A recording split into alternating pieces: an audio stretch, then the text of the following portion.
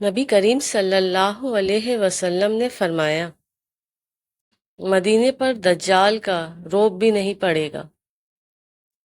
اس دور میں مدینے کے 7 دروازے ہوں گے اور ہر دروازے پر 2 فرشتے ہوں گے۔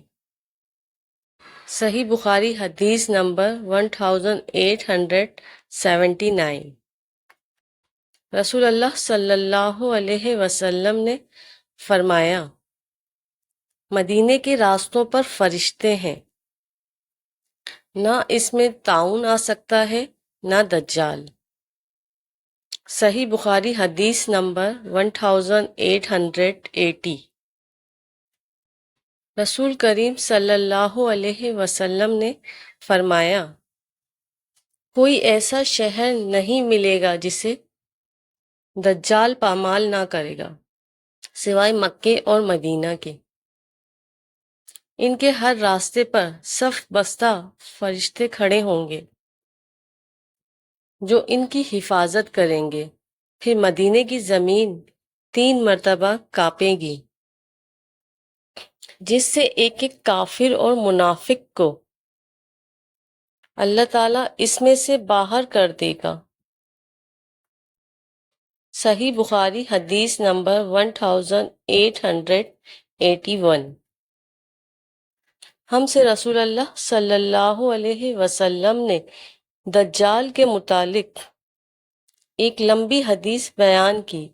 آپ صلی اللہ علیہ وسلم نے اپنی حدیث میں یہ بھی فرمایا تھا کہ دجال مدینہ کی ایک کھاڑی شور زمین تک پہنچے گا، اس پر مدینے میں داخلہ تو حرام ہوگا۔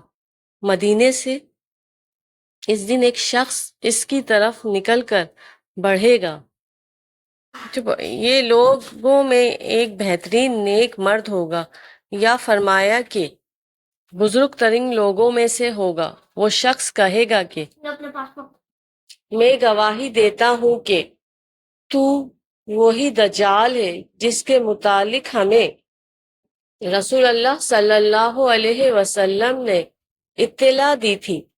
دجال کہے گا، کیا میں اسے قتل کر کے پھر زندہ کر ڈالوں تو تم لوگوں کو میرے معاملے میں کوئی شعبہ رہ جائے گا؟ اس کے حواری کہیں گے، نہیں۔ چنانچہ دجال انہیں قتل کر کے پھر زندہ کر دے گا۔ تو وہ بندہ کہے گا، باخدا اب تو مجھ کو پورا حال معلوم ہو گیا کہ تو ہی دجال ہے۔ دجال کہے گا، لاؤ اسے پھر قتل کر دو، لیکن اس مرتبہ وہ قابو نہ پا سکے گا۔ صحیح بخاری حدیث نمبر 1882۔